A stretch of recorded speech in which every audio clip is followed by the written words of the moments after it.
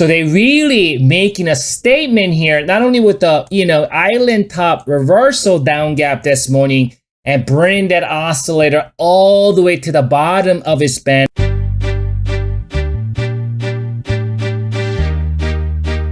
Ladies and gentlemen, Kim here. Welcome to the daily update.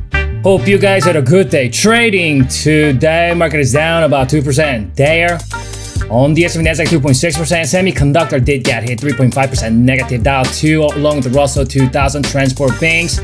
Energy held up better, pretty much flat today. Biotech is down. Healthcare, home builders, utility, retail, emerging market. All these guys are down.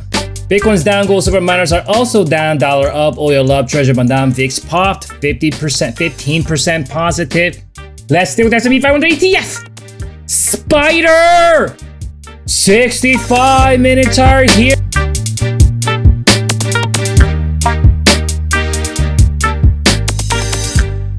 So this is where we closed on Friday, and we saw a significant down gap this morning. And with that down gap, we actually jumped under the up gap that opened up just about a few weeks ago. And with that down gap gapping below the up gap that was opened up back in the 12th, while now this entire thing is going to become a island, and this is going to be an island top reversal down gap.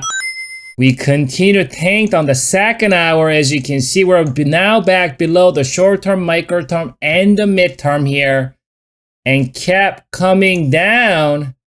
And you can see there was this very big up gap right here. As you can see, that up gap is filled about 70-80% of it. However, bears were not able to fill the entirety of it. As you can see here, a little bit of that up gap still remaining. Here's the thing. If the bulls can protect this up gap, right?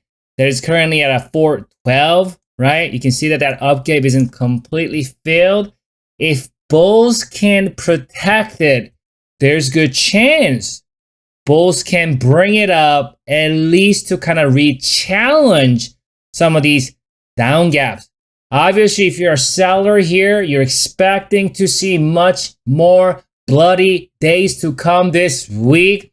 You want to make sure to fill this down gap as quickly as possible, and you do not want the buyers to hang around too long. You don't want buyers to consolidate. We do have that pivot right here, and that pivot is currently residing at 411. So that's going to be the down gap. That's going to be the gap fill area. So if the gap gets fully, again, it'll be better for the buyers if that gap, the remaining up gap, if that gap don't get filled. But let's say if the gap gets filled, it's going to act as instant support because we have that pivot at 411, and not to mention, my oscillator is currently hitting the extreme oversold level. This is the first time, right? Remember we talked about this in the last several months since we bottomed, right? Back in June or so, early June.